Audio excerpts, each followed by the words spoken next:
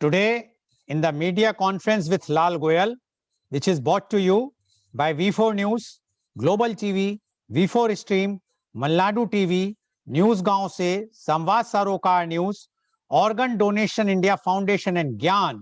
Our endeavor is to enlighten with you the current topic. And today's topic is cricket, challenges and solutions. But before I will go to the main topic, I would like to inform you that today is World Wildlife Day. On 20th December 2013, at its 68th session, the United Nations General Assembly proclaimed 3rd March the day of signature of the Convention on International Trade in Endangered Species of Wild Fauna and Flora in 1973 as UN World Wildlife Day to celebrate and raise awareness of the world's wild animals and plants. World Wildlife Day will be celebrated in 2021 under the theme Forests and Livelihoods, Sustaining People and Planet, as a way to highlight the central role of forests, forest species, and ecosystems services in sustaining the livelihood of hundreds of millions of people globally, and particularly of indigenous and local communities with historic ties to forested and forest adjacent areas. Media conference with Lal Goel. Wish you all a very happy World Wildlife Day. Now coming to the main topic, cricket challenges and solution. Cricket owes much of its appeal and enjoyment to the fact that it should be played not only according to the laws, but also within the spirit of cricket. The sport we all love and can watch all day long, played in some of the biggest and most aesthetically pleasing stadiums in the world, and has a billion-strong fan base. Cricket never had any humble beginnings. It was a game invented by the English player, by wealthy gentlemen who could actually afford the plethora of equipment that cricket requires. Anybody who has watched or played cricket will know that it is one of the most, if not the most, complicated games to understand. There are hundreds of laws, from the length of the pitch to the actions of the bowlers to the various methods if batsmen can be given out, and then there is still those unwritten laws. It is this generally believed that cricket originated as a children's game in the southeastern counties of England sometime during the medieval period. Although there are claims for prior dates, the earliest definite reference to cricket being played comes from evidence given at a court case in Guildford on 30th January 1598. The case concerned ownership of a certain plot of a land, and the court heard the testimony of a 59-year-old coroner, John Derrick, who gave witness that given Derrick's age, it was about half a century earlier when he was at school, so it is certain that cricket was being played by boys in Surrey. The view that it was originally a children's game is reinforced by Randall Cotgrave's 1611 English-French dictionary, in which he defined the noun cross as the crooked staff wherewith boys play at cricket, and the verb from crosser as to play at cricket. Cricket remained a low-key local pursuit for much of the 17th century. It is known through numerous references found in the records of court cases to have been proscribed at times by the Persians before and during the Commonwealth. The problem was nearly always the issue of Sunday plays, as the Persians considered cricket to be profane. It played on the Sabbath, especially if large crowds or gambling were involved. According to the social historian Derek Burley, there was a great upsurge of sport after the year 1660. The game underwent major development in the 18th century to become England's national sport. Its success was underwritten by the twin necessities of patronage and betting. Cricket was prominent in London as early as 1707 and in the middle years of the century, large crowds flocked to matches. The Hambledon Club was founded in 1760s, and for the next 20 years, until the formation of Melbourne Cricket Club (MCC) and the opening of Lord's Old Ground in 1787, Hambledon was both the game's greatest club and its focal point. MCC quickly became the sport's premier club and the custodian of the laws of cricket. The last 2 decades, sorry, some disturbance is there. I will just mute him.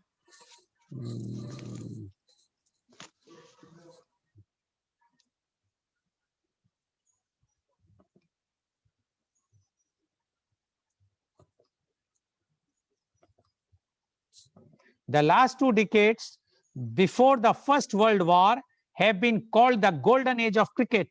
It is a nostalgic name prompted by the collective sense of loss resulting from the war, but the period did produce some great players and memorable matches, especially as organized competition at county and test level developed.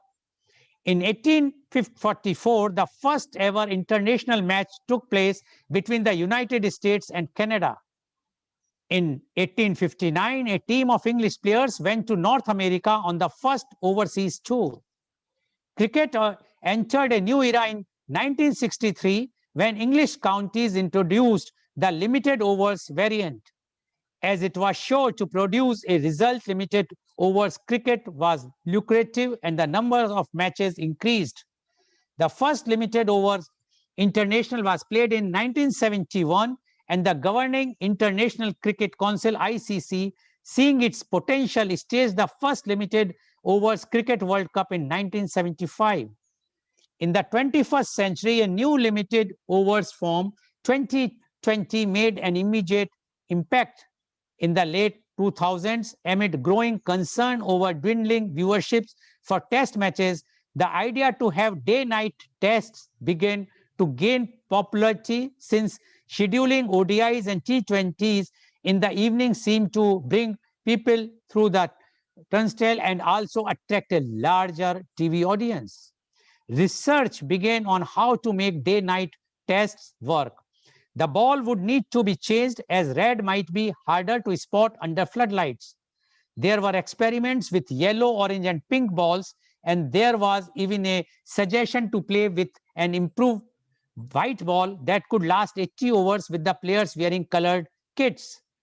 The first ever day-night pink ball test was played in Adelaide in November 2015. It turned out to be a low-scoring thriller, with Australia beating New Zealand by just 3 wickets on day 3. With extra grass left on the surface to minimize damage to the pink ball, pace bowlers thrived, particularly at twilight when the ball swung prodigiously. India arrived late to the party. Worries about the evening dew, what an SG pink ball might behave like, a lack of reverse swing, and the visibility of the ball were among the main reasons the BCCI was reluctant to jump aboard the day-night test wagon until recently. A pink ball was trialed during the 2016's Dilip Trophy and received mixed reviews from the players.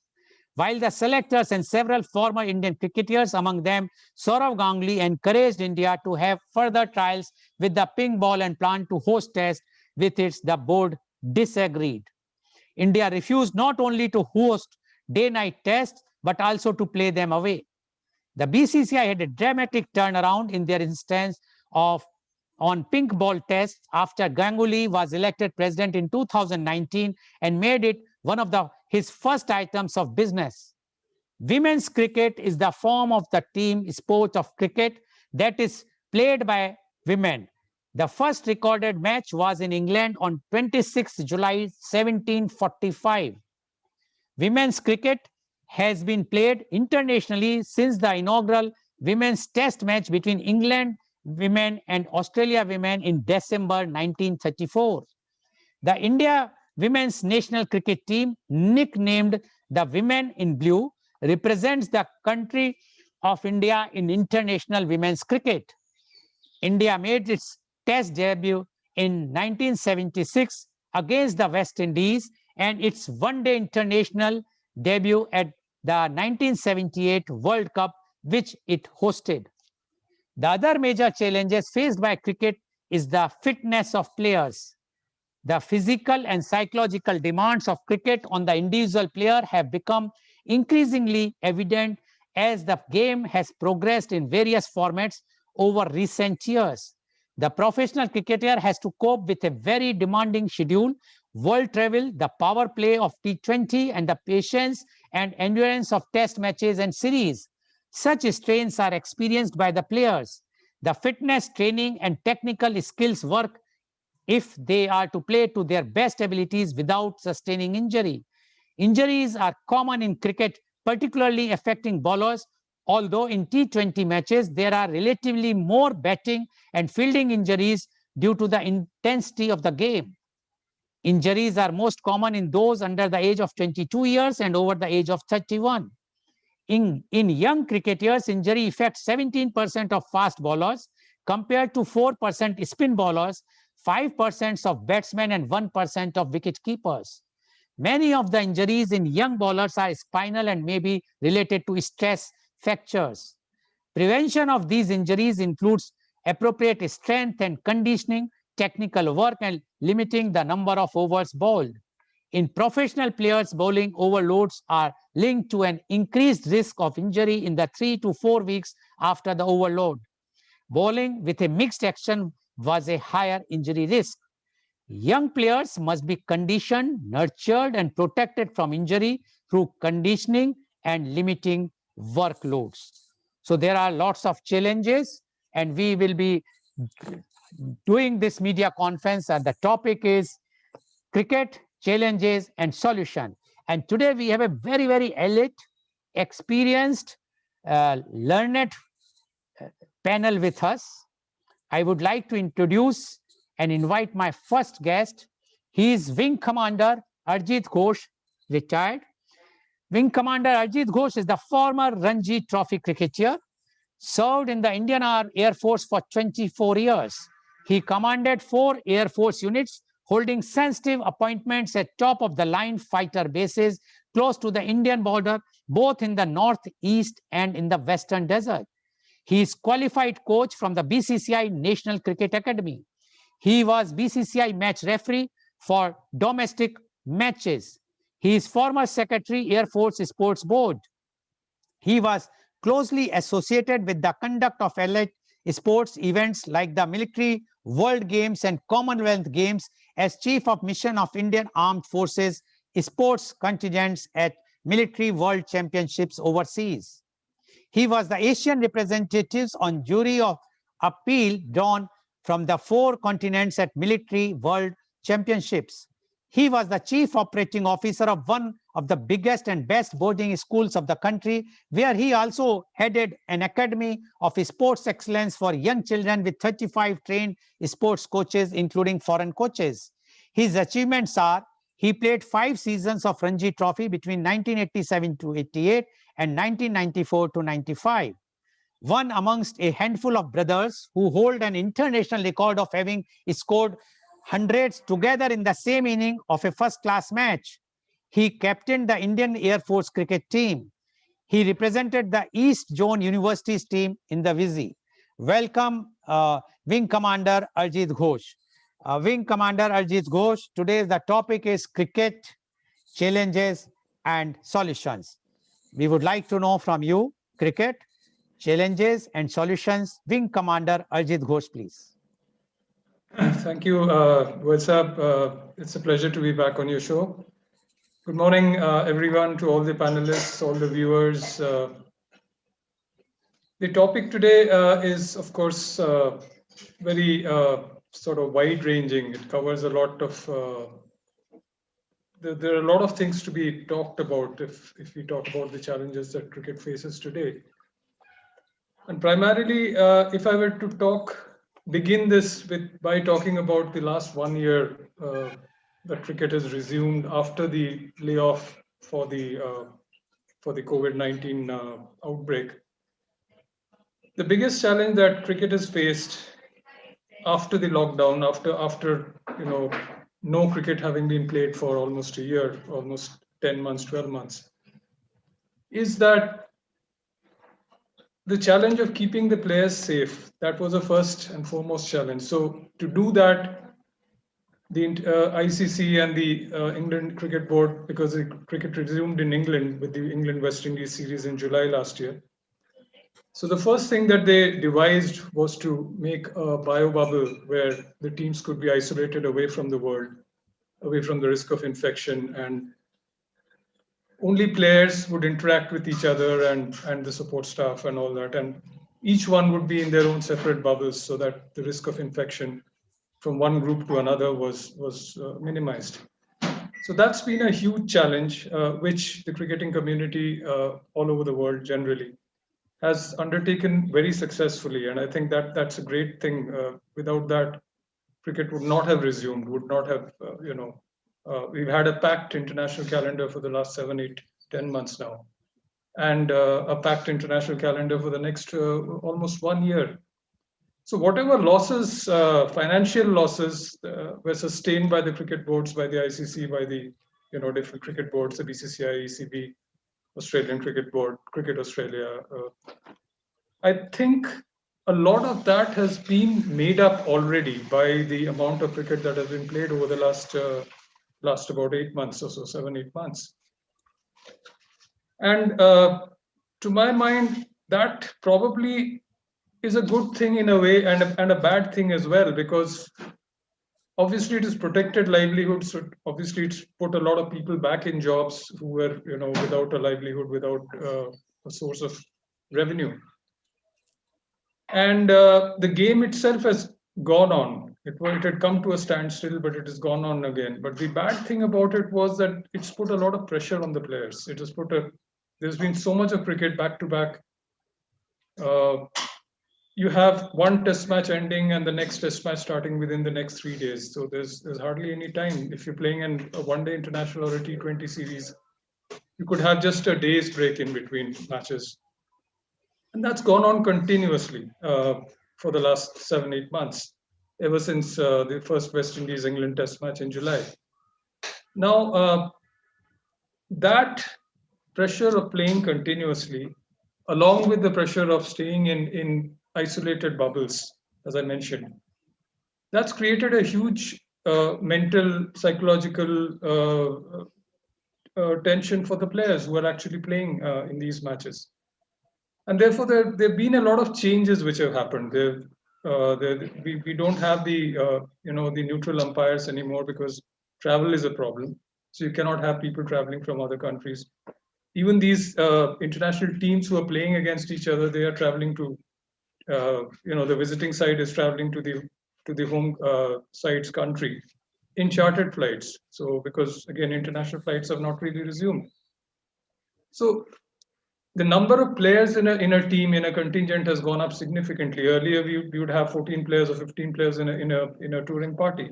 Nowadays, we have 28, 29, 30 players in a touring party, because if you need a replacement, suddenly somebody falls ill, somebody gets injured, how will you fly in a replacement at short notice? You have the necessity of quarantine. So whenever you're coming in from another country or whatever, you first undergo a quarantine of 14 days. So there's a lot of things which have changed in the way the cricket has been played over the last 1 year.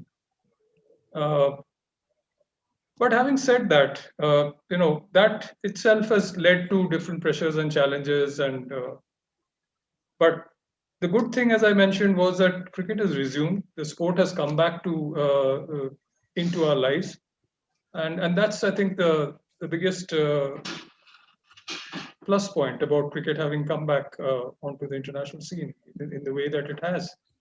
And as I mentioned, the next 12 months is absolutely jam-packed. The itinerary, cricket itinerary, is absolutely jam-packed. You have you have a T20 World Cup coming up. You have home series in England against India, and you have series with the other countries amongst each other as well. So there's hardly a break anywhere in between. And as I mentioned, that has obviously created problems for players who are involved in these games on a continuous basis. As a matter of fact, if you look at the Indian team, ever since they started playing cricket once again, international cricket with the IPL, it started somewhere in August last year. The main players who played the IPL and who are also playing in the Indian team as of now, they've been in these biosecure bubbles for the last 6 to 7 months.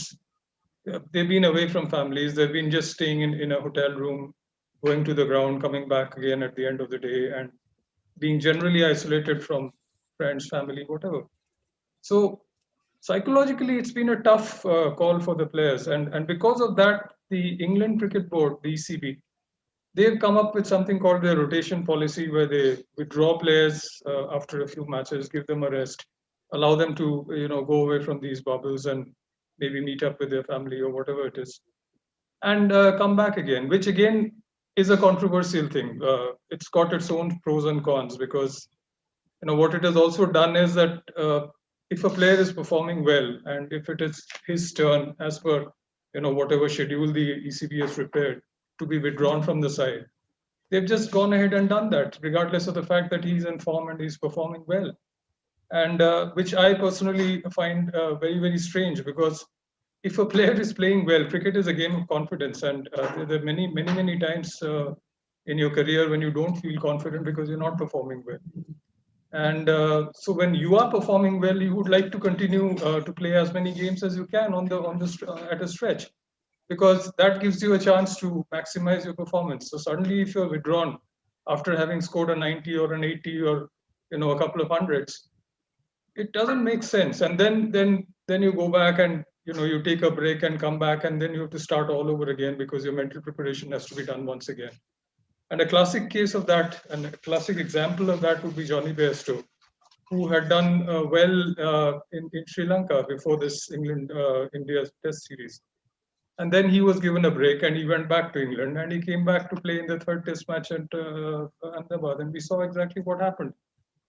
And he got out for a pair, got out for a duck in both the innings, and especially the second innings was terrible to watch. He lasted 2 balls, and he should have probably got out in the first ball itself. So here was a player who was in form, who was doing well. He was suddenly withdrawn and sent back home, and then when he came back, he was completely all at sea.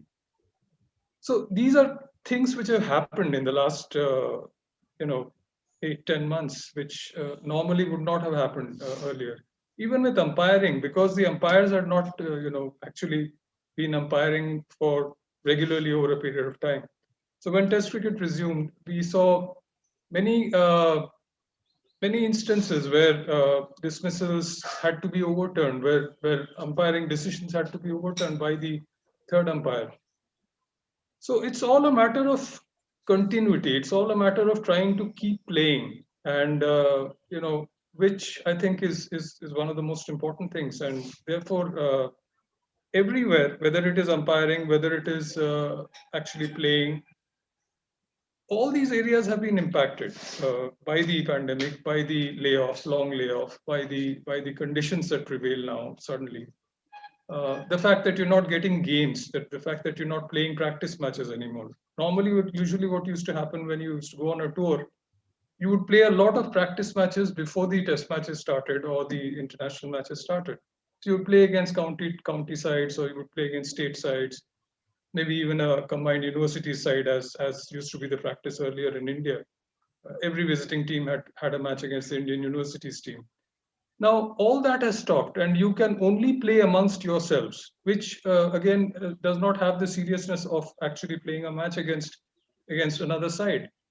And so, therefore, even the preparation of the players itself, that was impacted. Of course, with the amount of cricket that now players have played over the last 7-8 months, as I mentioned, all that has sort of come back to a fairly decent level, to fairly normal. Even uh, the fitness standards, you might keep exercising every day, you might keep going doing your workout in the gym, and doing whatever your workload is.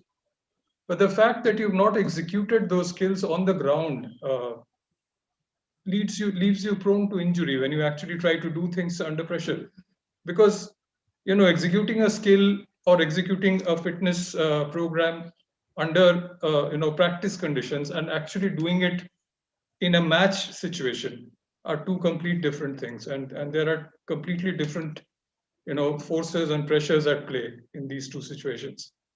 So when you might be fit, but when you're trying to do it in a match, you might tear a muscle, you might suddenly turn an ankle or whatever it might be. So all that, we've seen all that happening. We've seen the number of injuries that have happened to players over the last 1 year. Uh, and But slowly, as I mentioned, it's all coming back to normal, and we are looking forward to a packed international schedule ahead. So yes, it has been an interesting year, and I'm sure it would be. It's been very good for the game that a lot of people got back to doing what they were doing, and their livelihoods and professions related to the game continued. And we've seen some great performances. We've seen some great test matches over the last 1 year, which has been such a great advertisement for the game itself. And I'm sure that is going to continue over the next 7, 8, 10, 12 months, as I've said, with the amount of cricket that is coming up at the moment. And we look forward to that. So I think that is the biggest thing at this point of time. Okay. Thank you very much, Wing Commander Arjit Ghosh, for giving your views. And what Wing Commander mentioned, that the challenges the cricket faced in this last year, that is the pandemic year, were tremendous. According to him, the last year, because initially due to the lockdown, there were no games. And then when the game started, it is continuous games are going on, the matches are going on, and the pressure on the players, because they are in the bubble and bio bubble, and they are not allowed to meet anybody. They have to be in the room and go to the field, come back to the room. And for last 6, 7, 8 months continuously, and in the whole year is again the same schedule, a packed schedule. Although Wing Commander has given the schedule, but I think Wing Commander has missed the IPL matches which are going to come now. Right, That is right. also there for all those players. All those players means the top players of not only India, but from abroad also, those who are participating in it. So he says that although cricket has won, because cricket resumed after a few months of the lockdown, and successfully resumed, because they are doing it with a proper distancing and proper in the bio bubble. But the problem and the challenges are to how to secure the players, because the players and the umpires and the support staff all are under tremendous pressure, and especially the players, because the players are same who are going from one country to other country, or to one match to other match, in the bio bubble condition. So he says mentally as well as physically, the players are facing tremendous and lots of problems, which is a very, very big challenge.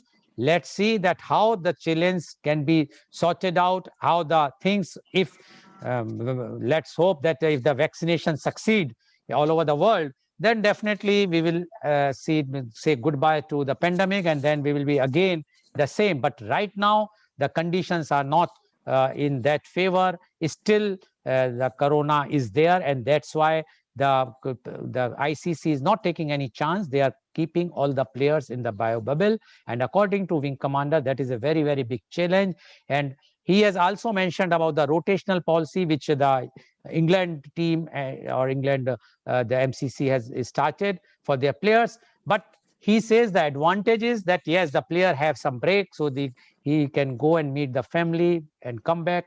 But the disadvantage is that if he was in form, and if he goes and then he come back, he will lose this form, which he has given the example of one player also. So according to Wing Commander Ghosh, there are lots of challenges. Let's see how the solutions will come. Thank you very much, Wing Commander, for giving your opening comments on the challenges which the entire cricket world is facing. Now I would like to invite my next guest, and he is Mr. Grant Wade Jensen. Mr. Jensen is the provincial cricketer and coach, lives in Cape Town, South Africa. He is also the multiple Ironman finisher. He worked for 20 years as director of sports at both public and independent schools across South Africa.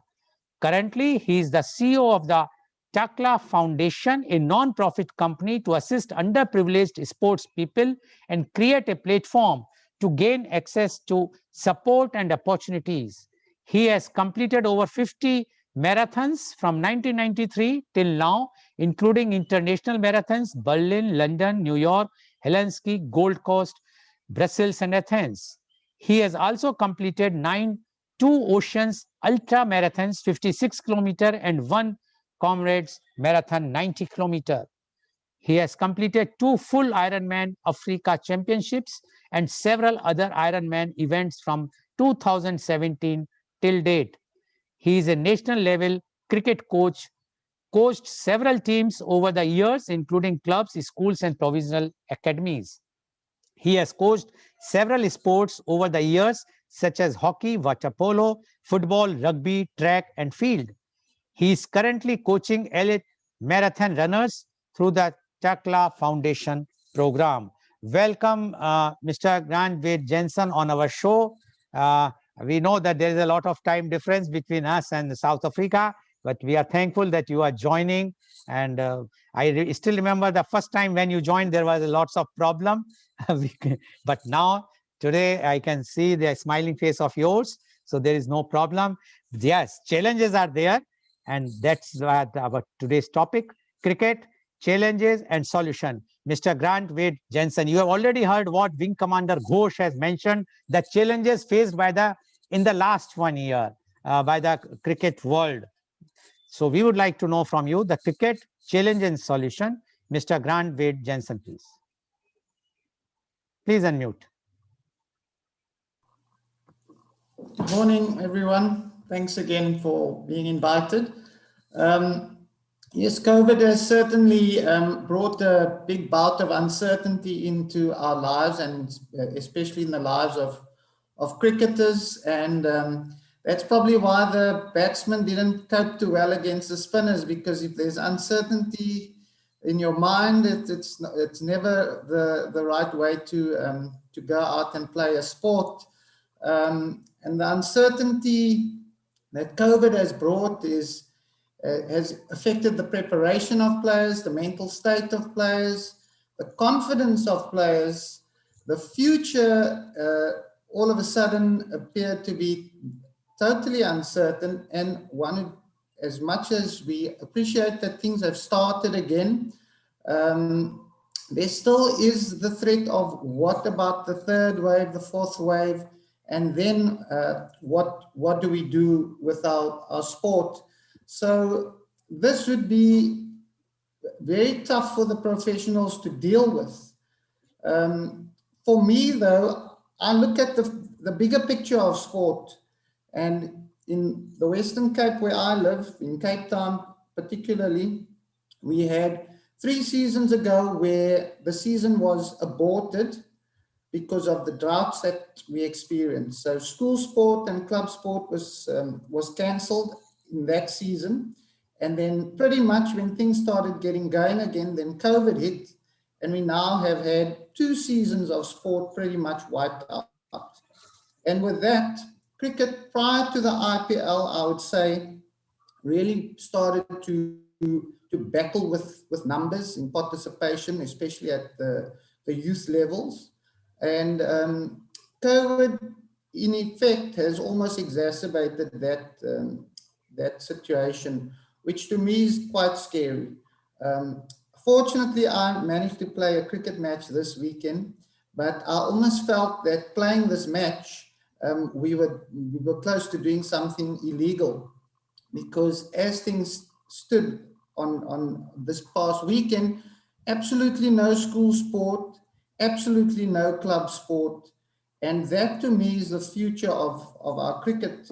So when we then start to unpack why are players not performing, if for 3 seasons running, players are at the lower levels are not going to be developing their skills, witnessing the sport as spectators, because that's also how we learn the sports.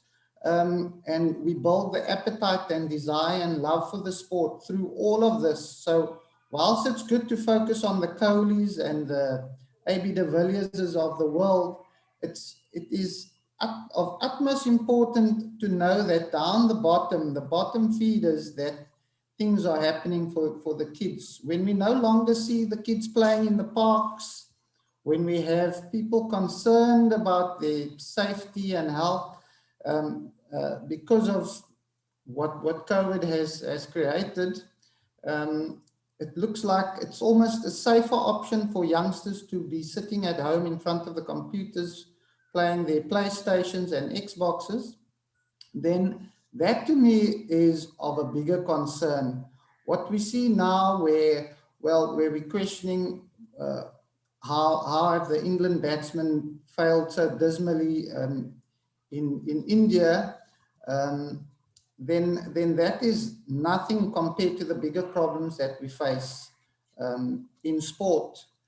And you know, it's one of the successes of cricket of late has in fact been the IPL, but that has also been the detriment of the sport, the way I see it, because now the kids playing the sport, I think most of them want to be playing the fast, quick version of the game.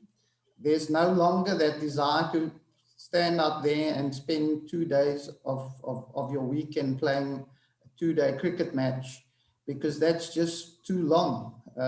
We want to be playing our basketball or our water polo that are very quick, short formats of sport that allows you quick satisfaction, and you can then still fit in all the other things. Cricket, it really faces some challenges in that regard, in that it hasn't become sexy enough for our kids, and now we can't play it, which is certainly going to open up other options, and especially young people, they quickly find other ways to satisfy their needs, and that is a normal trait of human behavior, is to find something else if what you thought is no longer appealing to you. So yeah, I think the administrators, their hands are pretty much tied in terms of what to do, because they're pretty much just trying to keep the sport going. And as Mr. Gosh says, they really have succeeded. We are seeing the cricket being played on TV, albeit that it's not to the standards that we expect. But it is difficult. I mean, if you imagine the English cricket team preparing in indoor facilities, and now they have to walk out in Chennai and bat on turning wickets. It's just impossible to prepare for those conditions. But at the same time, what we also do hope is that professionals, through all of this, they are well paid. We expect for them to be to have desire, to be determined, but at the same time, having said that, one also has to understand that these people are also human beings, and that if in their own homes and own households they have experienced what many other people have experienced, where they've lost loved ones, where they're concerned about older people picking up this disease, then it's easier said than done, that people must just get on with the job. So yeah, let's hope that all of this blows over and that normality comes upon us very soon, and that we can start really looking at not just how to survive, but how to take things to the next level. That would be my contribution for now. Okay, thank you very much, Mr. Grant Jensen, for giving your views. And what Mr. Grant Jensen says that the biggest challenge is the future. He says the children, they are not playing, they are not exposed to play for any types of sports today because of the COVID, and they are stuck at home, sitting in front of the screen, playing on the screen only on the computers, which according to him is a matter of concern, because until unless they will not play the games, whatsoever game, they will not be able to be that their future will not be there. And he says in South Africa especially, this is the third session which has been totally washed out, because the first was because of the draft, and that these two are because of the COVID.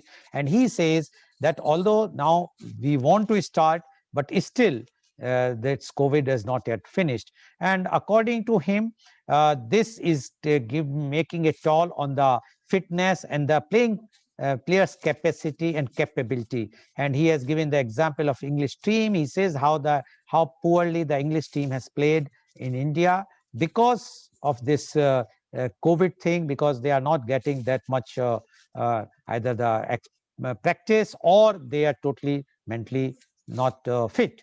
And according to him, the fitness is required for the games, etc. And he also mentioned that the IPL is good, but in one way it is diminishing the game, because he says now every young people wants to play a very short version of the game. They are not interested to spend more time. They just want to play a short version, and that is not a good thing for the sports, especially for the Test cricket. But still, he feels the future is good. Only thing is, we all wait for that COVID to go, and once the COVID will go, definitely we will bounce back, and the cricket will again be played as it was pre-COVID era. Thank you very much, Mr. Glenn Jensen, for giving your views. Now I would like to invite my next guest, and he is Dr. Kundan Kumar. Dr. Kundan Kumar is a renowned sports physiotherapist. He is physio of BCCI BCA based at Patna. He is also a sports physio of BPT and MPT. He was physio for Gavaskar Border Test Match Trophy played at Delhi in 2013 between India and Australia. He is professor at Aryabhat University National College of Health and Research. He is a consultant at Tata Institute of Health and Science. He has received several awards, including award by Indian Association of Physio. He was honored by Sports Connect National 2019 in Delhi, by College of Arts and Science, Patliputra University, etc. Welcome, Dr. Kundan Kumar, on our show. Dr. Kundan Kumar, are you there? Please unmute yourself, Dr. Kundan Kumar, if you can hear my voice. Dr. Kundan Kumar, I think he's not hearing my voice. I will go to my next guest, and we have a very special guest. Dr. Kundan Kumar, are you there? Yes. Please. Okay, yes, listening. One moment, Dr. Kundan Kumar, because you joined late. So now we have to set, because this is not a correct position. Turn your mobile on a some voices are coming. Please see to it, no voice. No other voice should come. Dr. Kundan Kumar, Okay. It's a live. Yes. See, Dr. Kundan, no, Dr. Kundan Kumar, it's a live telecast. We cannot hold our viewers like this. Please set yourself, then I will take you back again, because we don't want any disturbance. So I will take you after my another guest. You please set everything to keep your mobile on a horizontal position. It should be stabilized, and you see to it that no other noise should come. Okay, so thank you, Dr. Kundan Kumar. I will take you after my next guest. Now I'm inviting my next guest. One moment, Dr. Kundan Kumar, I'm putting you on mute. If your voice is not clear, because Dr. Kundan Kumar, can you hear me? Yes, sir. Please, Yes, sir. one moment. Please keep your mic away from your mouth, Dr. Kundan Kumar. It's shaking. Okay. Please leave it. Leave the mic.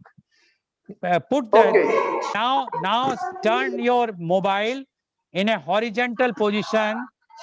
Dr. Kundan Kumar. No, Yes, I think yes. no, it's not possible. See, it's a live telecast. We can't waste our time like this. A very precious time, Dr. Kundan Kumar. Yes, yes. Now it's okay. So please stabilize your mobile. Don't hold Yes, it. sir. You can't hold it for 1 hour more. Okay, right. Okay. Okay. Okay, Right. please. Okay. Okay. Please, Dr. Kundan Kumar, it's not done. If you will do like Yes. this, how we will complete the program? Okay, right. It's okay. It's not okay, Dr. Kundan Kumar. You have to be in the center of the screen. Please come in the center of the screen. Okay.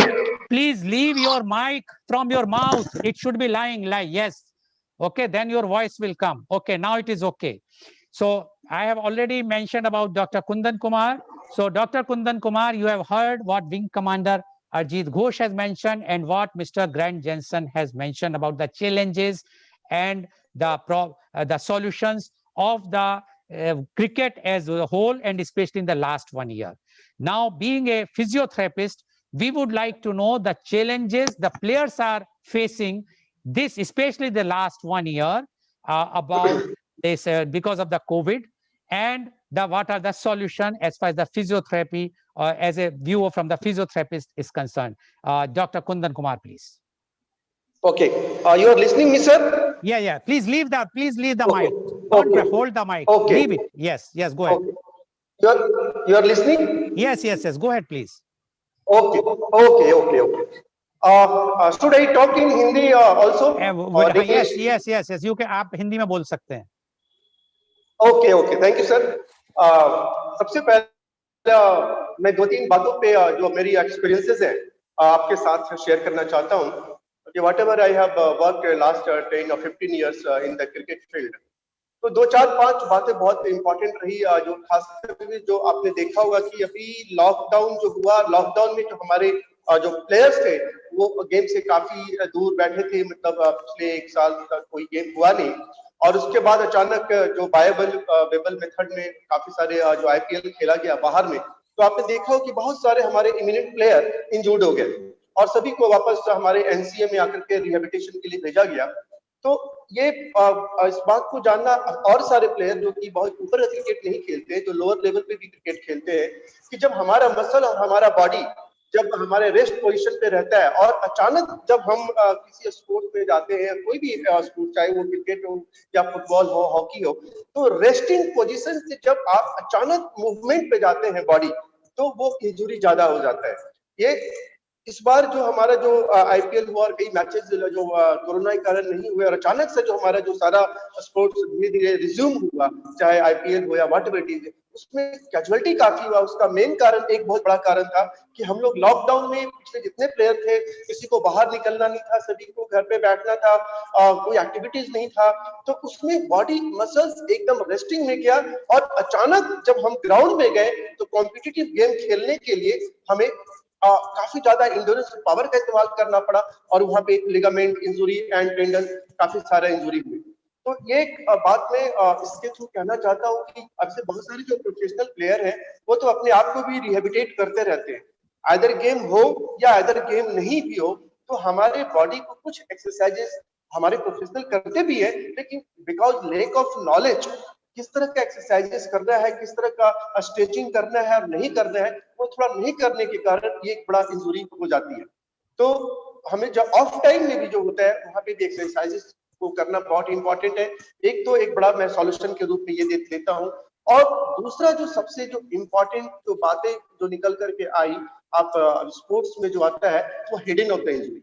ज्यादातर players क्योंकि आजकल जो professional matches में fees वगैरह काफी higher है और काफी नंबर ऑफ मैचेस ज्यादा होने से के कारण लोग ओवर यूज हमारा बॉडी का पार्ट ज्यादा हो रहा है, आइदर शोल्डर ज्वाइंट्स, आइदर नी ज्वाइंट्स, आइदर एंकल ज्वाइंट, इसका ओवर यूज हो रहा है। और ओवर यूज इसलिए हो रहा है क्योंकि नंबर ऑफ मैचेस काफी लोग खेल रहे हैं और नंबर ऑफ मैचेस का ओवर यूज होने के कारण टीयर, चाहे शोल्डर हो, चाहे लिगामेंट्स हो, चाहे रोटेटर कफ टीयर हो या काफ मसल हो या हैमस्ट्रिंग इंजुरी हो, ये बहुत ही ज्यादा कॉमन हो गया है।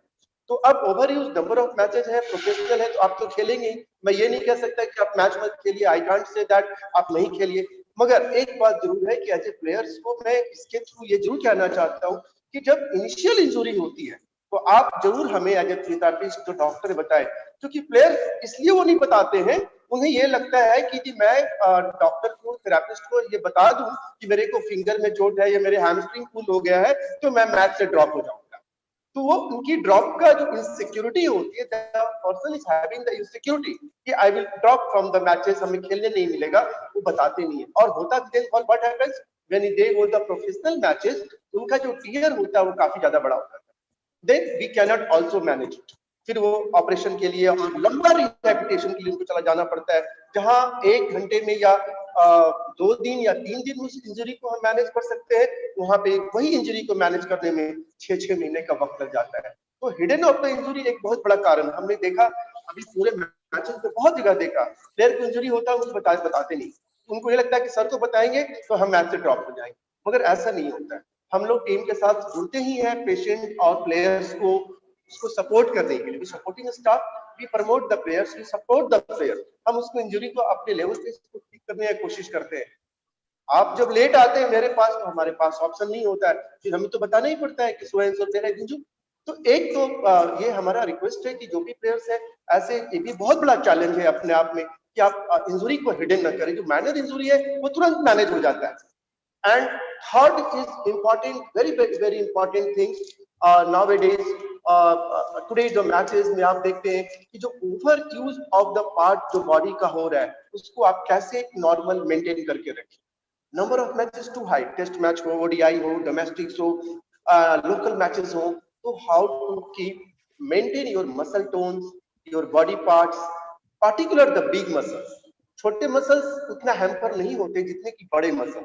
बड़े muscles it means our upper arm muscles, big muscles, our lower part of the big muscles like the quadriceps, the hamstring, the biceps, triceps, ये मेन इंपॉर्टेंट मसल्स बॉडी का है जो कि स्पोर्ट्स एक्टिविटी में प्रमोट करने में काफी help है।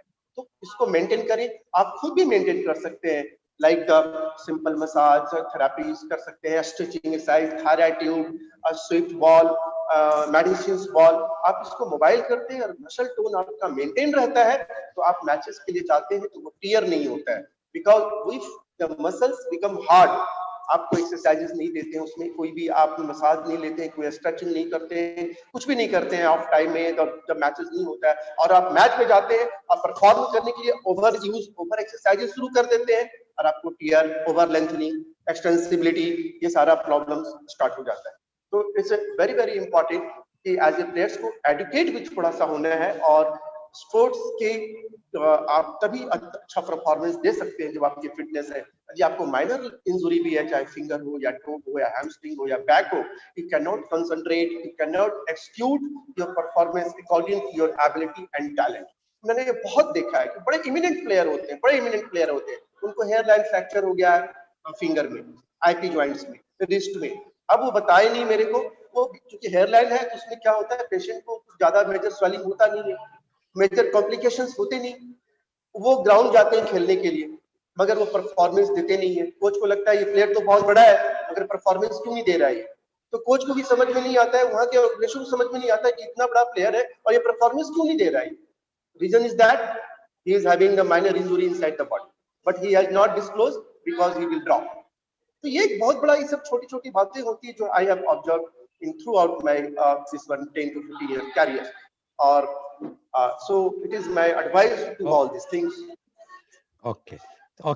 Thank you, Dr. Kundan Kumar, for giving your views. And what Dr. Kundan Kumar says, that the challenges which the cricketers, the players are facing today is they are playing, they are rather overplaying. And many times it happens because either if you are overplaying, then you are prone for more injuries. But due to the COVID last year, they were not at all playing. They were stationed, and during the lockdown, and when they started playing, then also they were prone for the injury. And what he says is that the biggest problem is when the players hide their injuries, small injuries, whether it's a finger fracture or what other small things, strings, pulling of strings, etc. If they will tell the physio immediately, then this can be cured immediately. But what happens when they are hiding it? Because they do not want that it should be known to the team management, and the team management will drop them, and that's why their performance goes down. And according to Dr. Kundan Kumar, the only way is that they must, all the players, whether they are top players or eminent players, they must immediately disclose if they have any problems physically to the physio or the doctor, so that they can see to it that it can be rectified. Otherwise, in 3-4 months or 5 months, that problem can be more serious. Thank you very much, Dr. Kundan Kumar, for giving your views, although there were lots of disturbances. But I'm sure that next time you will see to it that everything is fine. Please mute yourself now, because I am inviting the next guest. And please mute yourself, Dr. Kundan Kumar. Yes. My next guest, Miss Sumati, are you there? Please switch on your video. Yes, sir. I'm okay. there. Okay. So now my next special guest today is Miss B. Sumati Hariharan Iyer. Miss Iyer is essentially an all-rounder, middle-order batsman and an off-spinner in the Tamil Nadu state. She played in for the Tamil Nadu state, for South Zone, for Madras University. She also played for rest of India, and she played for our Indian women cricket team for one ODIs and she represented India. Thank you very much for joining. She is also the first Indian women umpire. Lots of Dr. Kundan Kumar, Dr. Kundan Kumar, it's not done, please. Please, Dr. Kundan Kumar, we are live. How come you can unmute yourself, please? Please keep yourself from mute. Please, Dr. Kundan Kumar. Don't unmute. I am muting you, Dr. Kundan Kumar. Anyways, so sorry. I'm sorry, Ms. Sumati. It happens sometimes. Please keep yourself on mute. Let other panelists should come and give their views. She's the first Indian woman umpire, qualified in 1976-77. Her records, because see, I would like to be very frank that I got her reference. I invited her in the morning, only 10 minutes to 10, and she immediately graciously agreed. It's a very good, I must give thanks to her for agreeing in a very such a short time. And whatsoever short profile I could gather from her, so that's why I'm just mentioning. If anything leave I could not cover, you are free to say. She got 7 catches in a match in Colombo while she was fielding in 1979, and that is a world record. She was a cricket commentator in All India Radio, Chennai, as well as on Doordarshan. There might be other records and other things I could not do because of the paucity of time, but you are free to say if you want to add anything, Ms. Iyer. Now, Ms. Iyer, you have heard the different views about the cricket challenges. What Wing Commander has mentioned about the challenges which the cricket world, especially the men cricket, has faced during the last 1 year. And according to him, what are the challenges and what he feels how it is going to be. The solution is that COVID should go. Mr. Grant Jensen also mentioned, but his concerns are more for the children, because he says if those children will not be trained at this time, what will be the future of any country? Because the children are going to be the future, and they are not being trained, they are not playing at all, they are sitting at home. What Dr. Kundan Kumar said is that the players, either they were not playing for the last 1 year, 4 or 5 months or 6 months, and when they started playing, they got the maximum injuries during the IPL and the matches in Australia. But he also mentioned one very important point is that players are hiding their injuries, small injuries, so that their performance is been suffering. Now, although I know you will be telling much, but in this COVID time, not a single schedule for women cricket till now, what I have gathered from the media in such a short time. Although we know that we always talk gender equality, but there is a not at all equality as far as the cricket fraternity is concerned. But we would like to know the challenges which the women cricket teams are facing and what are the solutions. Miss B. Sumati Hariharan Iyer, please. Thank you, Mr. Lal Goel. And thanks to all my panelists, Mr. Ghosh, Mr. Jensen, and Kundan Kumar, for making those contribution and for the topic of the day, challenges and solutions. Much of it, my panelists spoke. They were talking about the male cricketers, and as you said, the women cricketers were a little lucky to have the inaugural session of the IPL when IPL was played in the Gulf. This year, they were very lucky. Despite all these conditions, they got to play the IPL for the first time. And again, this whole year, though there has not been much tournament, from the 11th of March, BCCI is conducting a one-day tournament for the year because other tournaments could not be gone through. So they've broken it down to about 4 or 5 centers where there are lesser number of teams playing, fewer teams in different centers.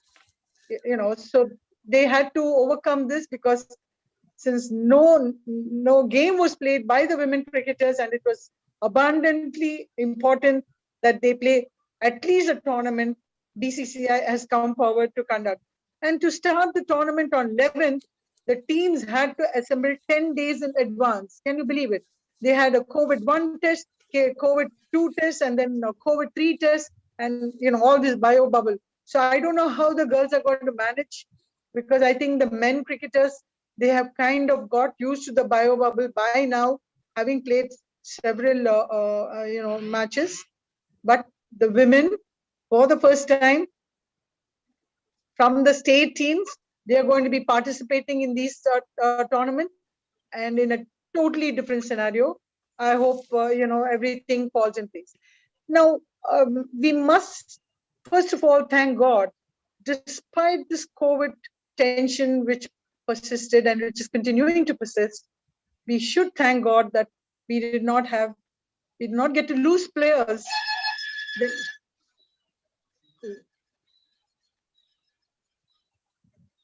Yes, please go ahead. Sorry. Yeah.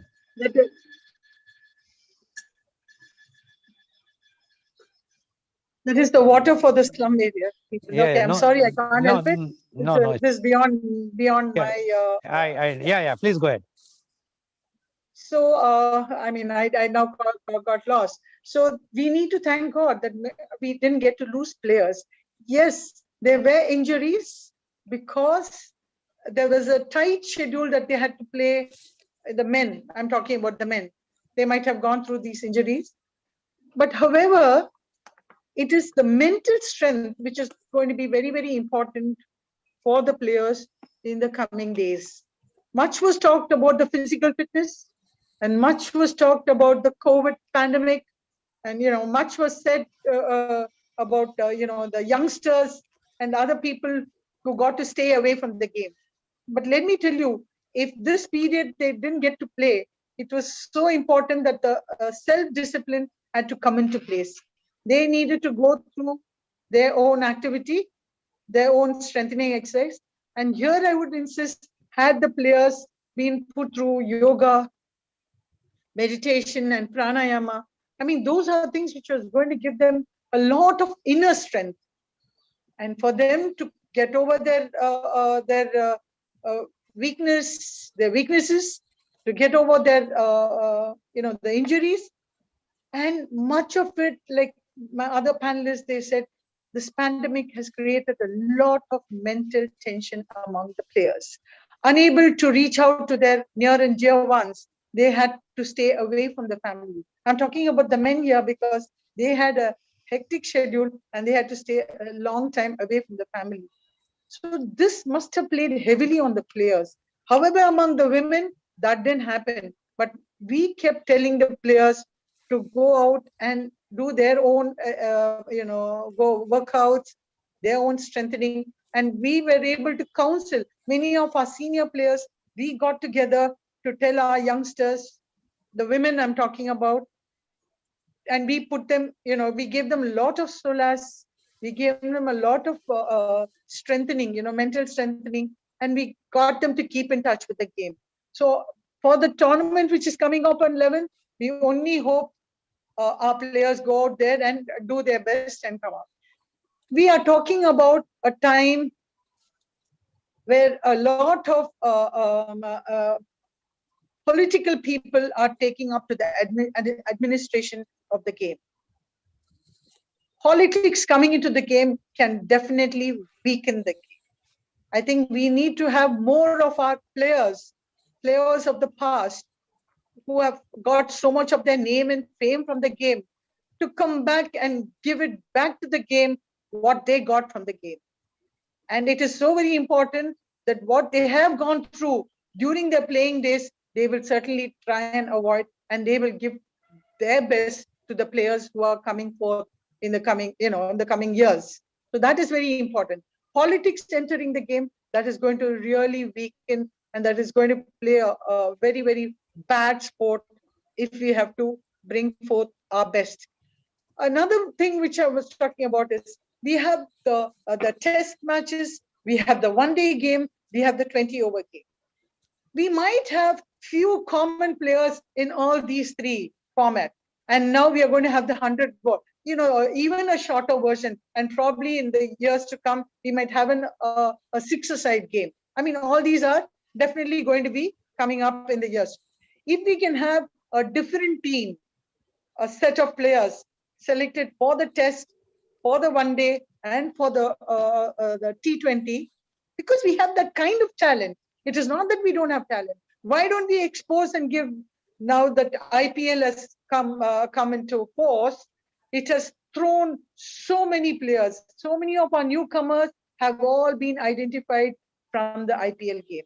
And again, the Premier League, which was conducted at the state level, that has thrown good players from the districts, from the villages. So it's a very, very good sign that IPL has brought forth a lot of talent. And if BCCI could take a step where we have a different set of players, there might be few common players, however, but majorly, if we have a different set of players for the test, for the T20, and for the one day, that could bring down a lot of injuries. Earlier, we had players who played for 20 years, 25 years, 30 years. But now if you see, the players are getting to play so many games, so many different formats, that the playing days or years has really come down. So that is because of the injury, and also to a certain extent, they feel they've earned enough in such a short period. They say, okay, let me do now away with it.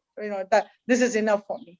So that is again a lot of money coming in, and that's the reason many of the children who want to play, they just pick up the bat. The parents want them to play for India. They want them to play for state. They want them to play the big game. They don't realize so much has to be gone through before a player actually gets to play for the state team or the zone team or the Indian team. With the masks in place, one doesn't get to see smiles at all. Mr. Goel, you will agree with me. When we go out in the world, just seeing smiles on other person's face, it gives so much of solace. It means so much. But that we are devoid of that because everybody is seen only with the mask. I mean, it is only the players on the field that we get to see them without the mask, right? So this is very important. My thing is, I mean, since all of them have already said there are a lot of challenges for men, yes, but in women's cricket, there not been many challenges. Of course, the players who have coming in, we were pioneers, and we didn't get to play this many games. However, these girls, they are getting to play all these games now, but the greed is also for them. When men are getting so many games to play, why not the women? So they are fighting for their rights to say, we should have the IPL, we should have this. I mean, all that is there. Natural, because every single year lost by a player is so very important to his career, because it's just not the year. I mean, the days, even sometimes when you say, when there are players who miss out few days because of some illness or some injury, when they come back, they need to prove their mental strength, and they also have to get back their physical thing into place.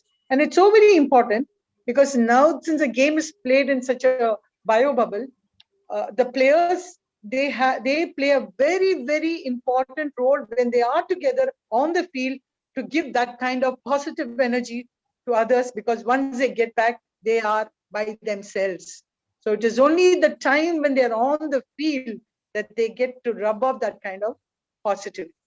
This IPL has thrown a lot of positive things, where our young players, our new players who have come into the scene, they are able to rub shoulders with international players.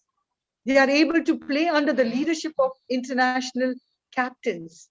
I mean, you just see that a player from a lesser known village is now getting an opportunity to rub shoulders with international players of our own country and international players from other places, and also getting the help of the captain who's an international, player.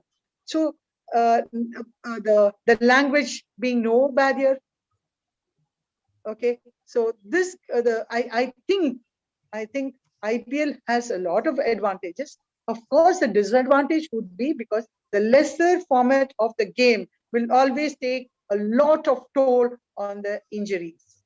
Unlike our earlier players, they played so many tests. So you can name any number of players. In fact, there was a recent WhatsApp viral which said people who played, some 1970 whatever, they're all 90 plus, 80 plus, 90 plus, and all of them are still alive.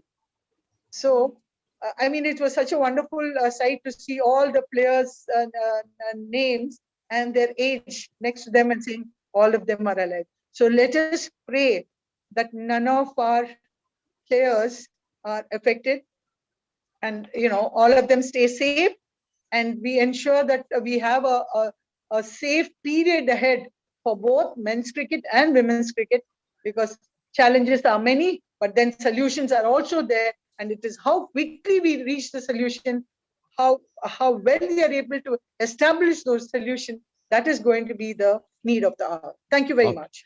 Thank you very much, Ms. Sumati, for giving your views.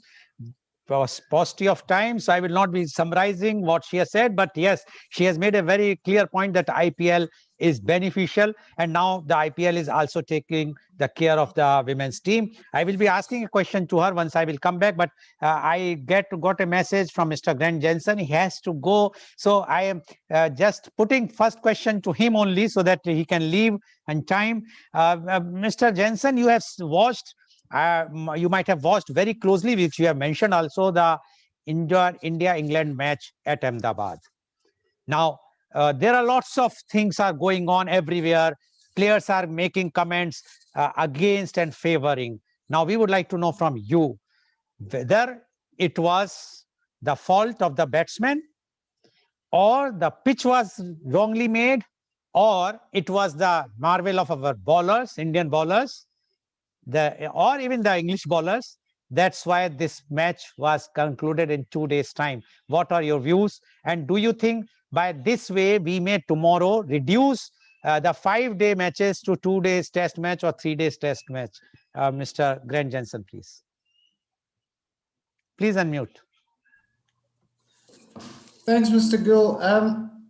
I've always had the view, if a wicket was that bad to bat on, then each and every batsman should be out for under 0. When I see matches where there's a standout that scores 100 or big two guys that come and scratch around for 50, then that to me is really a stamp of approval that there's absolutely nothing wrong with the pitch itself, but it's all about the application and all about the adaptability of the players. And I think that in many ways is a problem, and was a problem with the English team. And of course, I think it's become known to every touring team going to India that if you do not do your homework in your preparation for the conditions in India and try to apply the same strategy in how you approach your innings, you're going to come short. So you need, and you certainly expect that at the highest level, that players have the ability to adapt their game, have enough of strokes in their bag to execute what's necessary on the day or whichever bowler you face. And this has been a debate for years and years whenever teams get skittled, especially in India.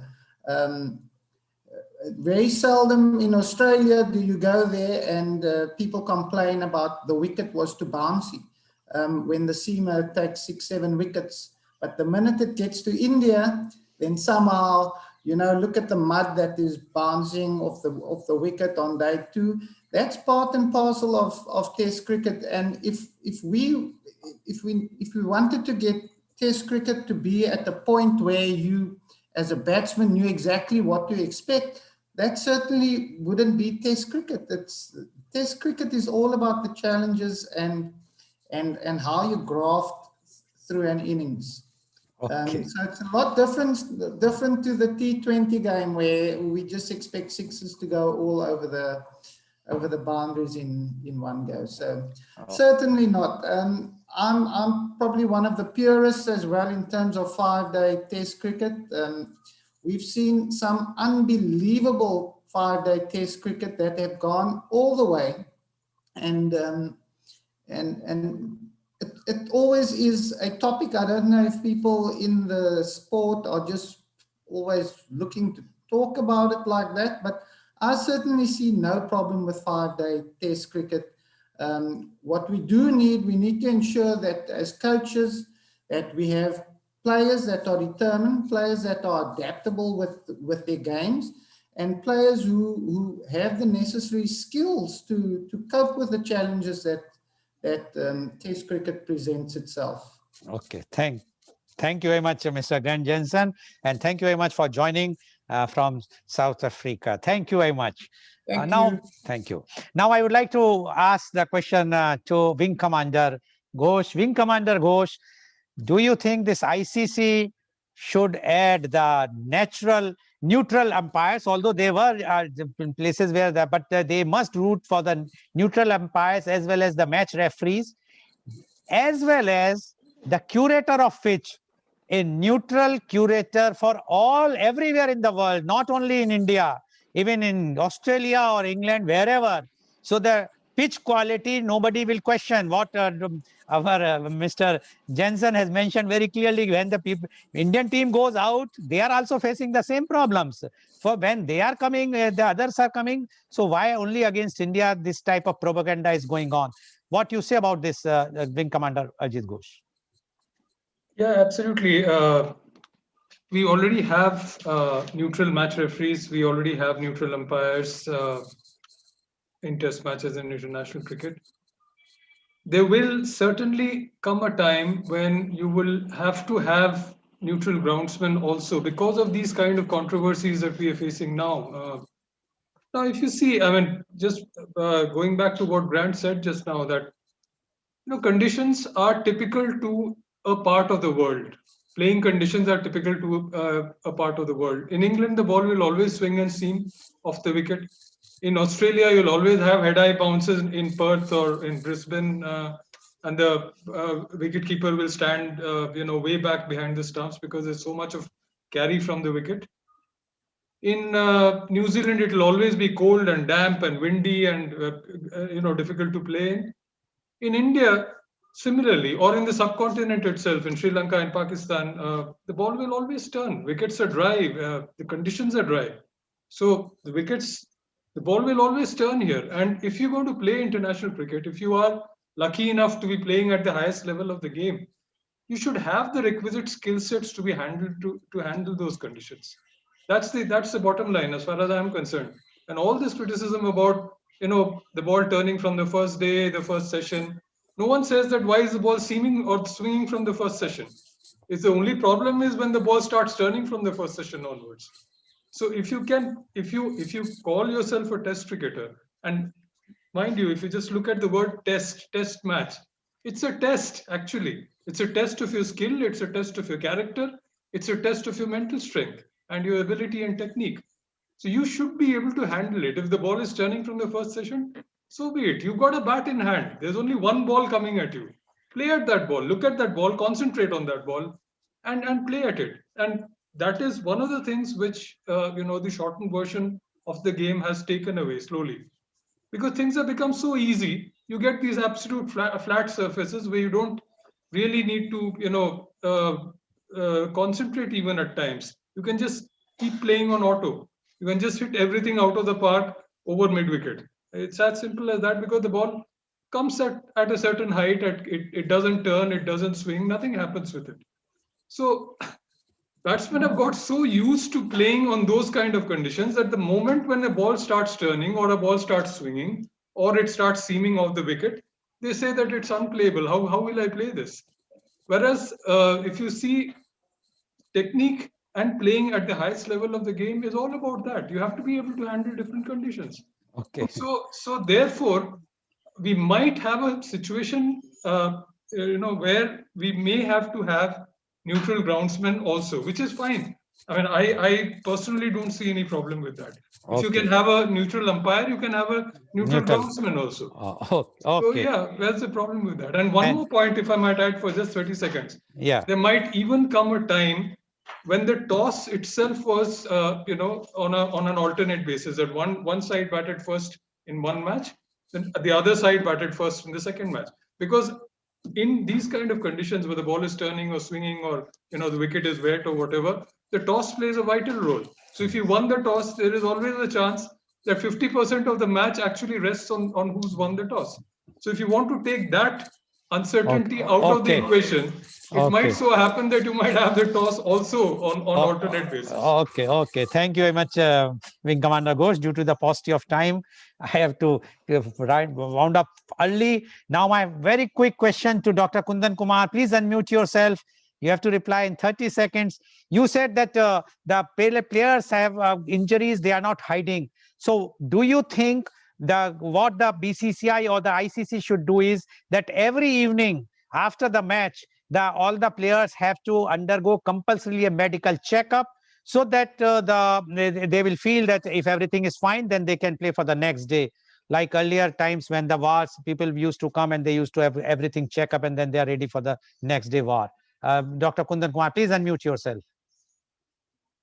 Please unmute Dr. Kundan Kumar. No, you are taking time. I have no time, Dr. Kundan Kumar. Anyway, my question goes to, no, yes, you have done it. Dr. Kundan Kumar, please answer in 30 seconds, if you can speak. Yeah. Yes, tell me. Yes, please. Yes, it's very important. It's very important कि जब players जब when start to matches, तो जिसको हमारे BCCI और NCA ने MST, which is called the musculo screening test, ये हमारे प्रोटोकॉल में है कि हमें वायर टेस्ट लेना है, MST करना है और हर जो भी प्लेयर्स हैं उसको एवल्यूएशन करना है. वो हमारे प्रोटोकॉल में है और हम इसको करते भी हैं. मैच के पहले जितने भी प्लेयर्स होते हैं उसको हम लोग एवल्यूएशन करते हैं. मगर मैंने बताया कि बार-बार कि हमें कभी-कभी ये पता विजुअली तो बाहर से कई बार हमें पता नहीं चल पाता है. नहीं, मेरा क्वेश्चन ये है कि रोज जैसे टेस्ट मैच हुआ, आज पहला दिन हुआ, पहले दिन के बाद वो जब आए खेल के या जब वो आउट हुए और वो आ रहे हैं बैट्समैन, तो उस वक्त उनका चेकअप होता है या नहीं? जनरली ऐसा जो हमारी टीम के फिजियोथेरेपिस्ट होते हैं वो इस बात को करते हैं, वो हम लोग एवेल्युएट करते हैं सारे प्लेयर्स को मैच खेलने के आने के बाद, जब हम होटल में जाते हैं या फिर जब ड्रेसिंग रूम में ऑफ टाइम होता है तो हम इस काम को करते हैं। और इसको रेगुलर वे में, यदि प्रोफेशनल वे में इसको एक रूटीन बना के किया जाए तो I think it is the best way. Okay, thank you very much, thank you. Now you can mute, you can mute your yourself. पहले ही मेक आउट कर लेंगे। Okay, thank you. Now you can mute yourself, Dr. Kundan Kumar. Now my last question goes to Miss Sumati. Miss Sumati, please switch on your video and unmute yourself. Yes. See, you have seen your era of playing when you have started playing and you have represented the country at one time. And now you are seeing I am talking of the women's cricket. What difference and what difference in the challenges you are seeing? Only 30 seconds reply, please. I mean, I'll take my personal example. I qualified in 1976-77, and I've been umpiring from 1979. The matches where the tournaments where I played, I didn't umpire, but where we didn't qualify, or those matches, be at the state level or at the zone level, at the national level, I was umpiring those matches. So right through my cricketing career, I kept myself very busy. But in 2006, when BCCI took over, and where I had to register myself as an umpire, qualified umpire, I was about, I had to register my name 45 years of age. So I missed the bus. So many of us, I didn't have a godfather or a sugar daddy. Had I won, I would have gone to a greater extent. But people who had won, they got to survive and they got to play a greater number of matches. So okay. it is very important. It is very important. That's why I said politics should stay away from the game, and talent should be recognized, and women's cricket also should be given its due place. Thank you. Okay, thank you very much. So today, viewers, you have seen whatsoever the controversies, challenges have taken place in last 1.5 years, or even recently.